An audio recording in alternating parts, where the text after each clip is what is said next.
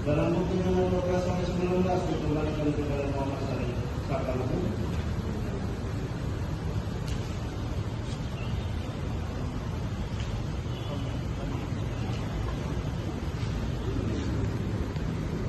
Dalam bukti nomor 20/19 dikembalikan kepada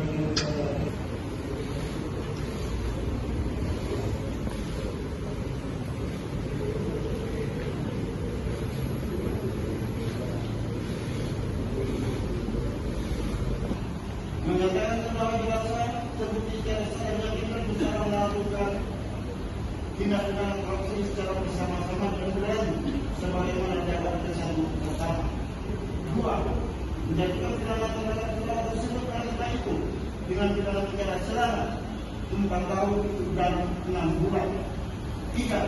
Menjadikan pidana penjara kepada terdakwa sebesar 200 juta rupiah dengan ketentuan apabila terjadi yang maka dilanjut dengan pidana selama 6 bulan. 4. Menetapkan tawanan yang telah dijalani oleh terdakwa dikurasi seluruhnya dari pidana yang dilakukan. 5. Menghentikan terdakwa untuk tetap dalam tahanan. 6. Menghukum terdakwa tersebut untuk pemain memperkati sebesar 3 miliar rupiah dengan ketentuan apabila terdakwa tidak pemain memperkati tersebut paling lama dalam waktu 1 bulan.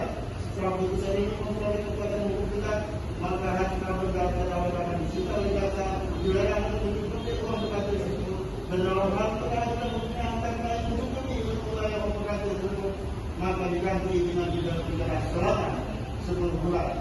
Menetapkan barang bukti berupa 1.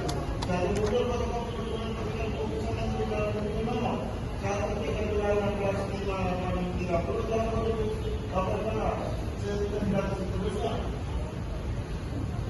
sampai dengan bukti seluruh dikembalikan kepada terdakwa.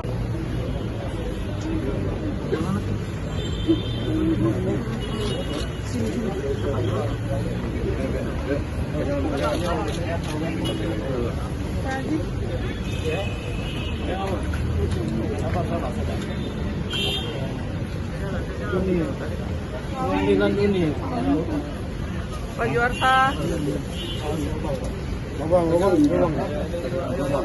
Pak Juarsa.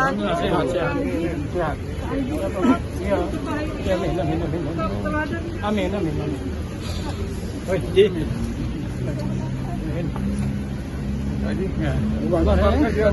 Sabar. Mana Pak Juarsa? Pak Juarsa sudah ini gimana Pak? Ini sudah keputusan, nanti kami akan perjuangkan lagi ya. Kita terima enggak Pak dengan putusan ini Pak? Sementara belum saya terima dulu. Oke Pak.